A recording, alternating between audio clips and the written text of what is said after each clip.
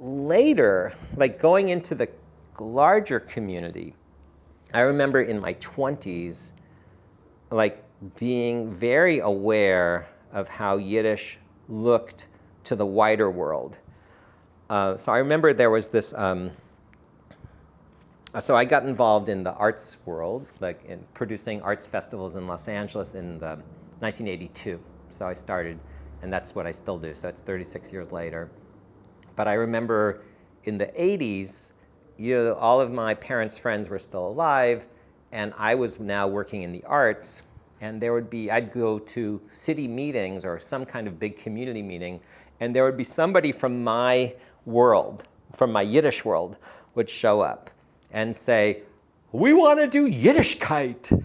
And it looked so old-fashioned, and so here we were, like people were all involved with like what's contemporary art mean in Los Angeles, and they were talking about these things that were from, the 1920s or something. It just seemed very parochial, and I felt like, oh my God. I remember this moment in this public meeting when Estelle Bush got up, who was like somebody from my community who was very involved with theater and who probably had like this incredible history of Yiddish theater, which I don't know about.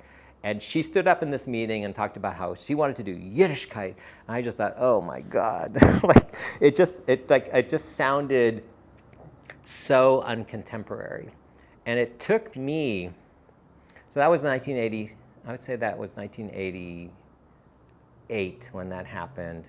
So I started Yiddishkayt in 1994.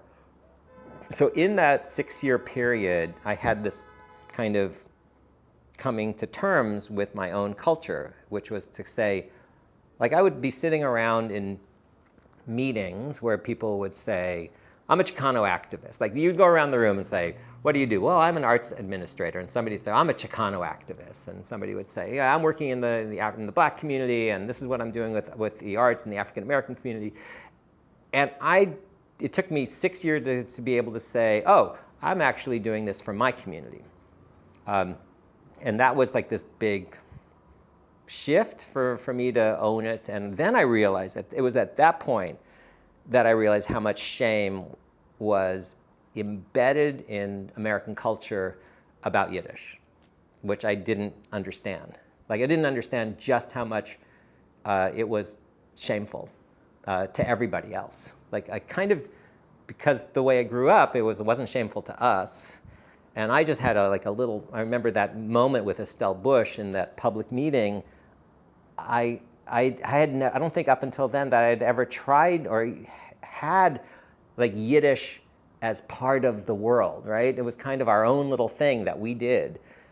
And then it was like, oh my God, this is really screwed up. I mean, our world, the Jewish world, looks down on Yiddish. They're ashamed of it. And it took me a long time to understand that psychologically. And then it was like the thing I got. It was like, well, now I felt like I had a secret that the rest of the Jewish world doesn't even know. I mean, to this day, I'm still talking about this all the time. And, Jews are like, what do you mean we're ashamed of Yiddish? Oh, let me explain it to you. And then I have to explain the entire sequence of things. And like from calling it jargon to calling it dead, basically there's an unconscious dismissal of Yiddish that happens in American culture from the Jewish side that the rest of the American culture doesn't get. Like when I speak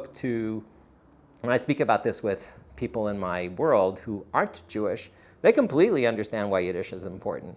It's the Jews who don't get it. So that was a really big revelation.